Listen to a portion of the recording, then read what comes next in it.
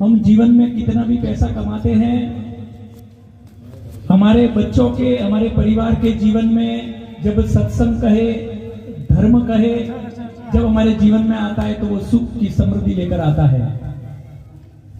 अब मैं आप सब लोगों के सामने छोटी सी एक बात रखूंगा। हम यहाँ 1000-1500 किलोमीटर दूर से हम सब यहाँ पर आए हुए हैं, लेकिन हम सब ने कभी ऐसा सोचा है कि हमको इतना दूर यहाँ पैसा कमाने के लिए क्यों आना पड़ा?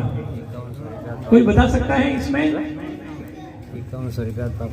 क्योंकि आज से 30 से 40 साल पहले कहीं ना कहीं हमारे पूर्वजों के द्वारा कुछ न कुछ गलती हुई है। आप कहेंगे कि अरे वो गलती क्या है? देखो 30 साल 40 साल पहले है ना, हम देखेंगे जब हमारे यहाँ पत्र व्यवहार होता था, बच्चा बाहर कमाने के लिए जाता था तो ऊपर लिखा हुआ रहता था ठिकाना, फिर उसका नाम आता था। क्या था पहले? ऊपर पोस्ट कार्ड, लिफाफा जो भी रहता था उसको ऊपर ठिकाना लिखा हुआ रहता था, फिर इसके नीचे नाम लिखा जाता था। ठिकाना का अर्थ ये होता था कि हम सबके घरों के अंदर गौ माता थी, और ठिकाना वो था कि जिस घर के अंदर गौ का खूंटा बंधा हुआ था वो ठिकाना था, और जिस दिन से गौ का खूंटा निकल गया उस दिन से हमारा ठिकाना निकल गया। बोलिए गौ माता की। इसलिए आज से 35 से 40 साल पहले हम सबके घर के अंदर गौ माता थी, हम सबके घर के अंदर नंदी महाराज थे। एक बाहर का व्यक्ति आया और हमारे पूर्वजों से कहा कि ऐसा करो, ये गाय हमको दे दो, ये नंदी महाराज हमको दे दो। क्या कहा? अब ये तो बुढ़ा हो गया है, अब ये खेती के काम का, आप जितना पैसा देना है उतना दे देना, आप उसको लेकर जाओ।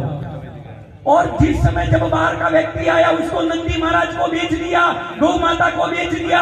उस समय वो गौ माता घर से रोती हुई गई और वो नंदी महाराज रोते हुए गए और परिवार को श्राप देते हुए गए और उन्होंने कहा, आज तो मैं इस घर से रोता हुआ, बेघर होता हुआ जा रहा हूं। आने वाले समय के अंदर तुम्हारी जो संतान रहेगी, तुम्हारा जो परिवार रहेगा, उसको भी घर से बेघर होना पड़ेगा। और वो कहीं न कहीं आज से 35 से 40 साल पहले हमारे पूर्वजों के द्वारा जो श्राप हमारे परिवार को लगा है, इसके कारण हमको यहाँ दूर आना पड़ा है।